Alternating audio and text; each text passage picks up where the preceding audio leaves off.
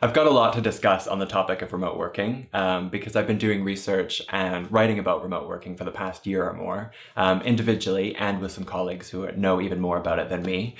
So I'm going to talk about personality traits of remote workers. I've got a whole bunch more information that I'm going to share in subsequent videos about how to manage people based on their personality traits when they're in a remote working environment, when they're not in a traditional office space.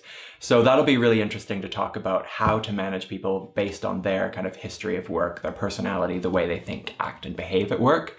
So those are going to come up. I'm also have some interviews with Roberta Sawatsky, who's a colleague who I've done some of the remote working research with. So we've got a lot of insights there from people who have worked remotely previously in different workplaces, before everyone was forced to work remotely by the whole coronavirus lockdown. So that'll be interesting to talk about how you manage different workspaces, even if it's remotely, for different people.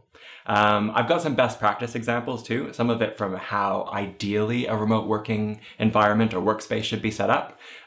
So we know in kind of an ideal world, people would have some transition time to remote work, right? So you'd have a chance to set up the office space. People might start working remotely, 10, 20, 30% of the time. You'd have some adaptation there, learn from experience. People could provide kind of their experience and guidance to other colleagues about what works, what doesn't.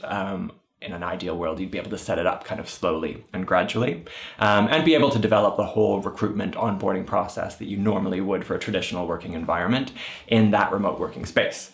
Obviously, we can't do that so much now. Pretty much everyone who can is forced to work remotely. So a lot of people now are struggling to get on board with digital technologies, with digital communication, with different platforms. And I'll be asking people in interviews about how they manage remote workers, about what experts have to say about managing, developing, retaining remote workers, because I think we're going to be in a space now where remote working, even though it was already accelerating the pace at which people would work remotely, it's going to be much more prevalent even when there's a possible return to traditional office spaces.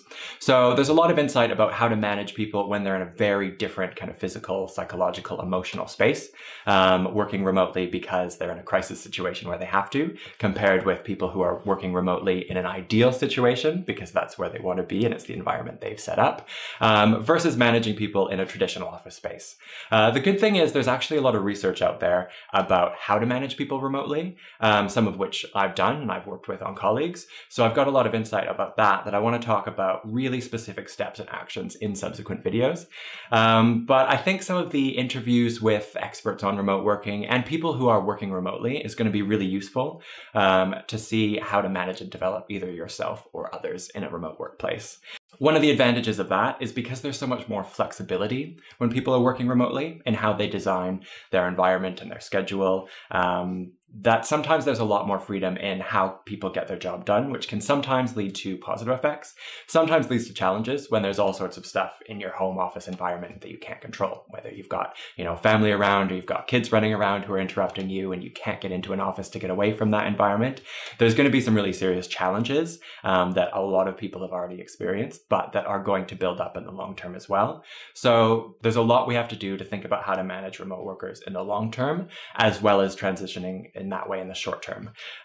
So I've got a lot of stuff coming up and I hope you enjoy it, and I will be posting more videos soon.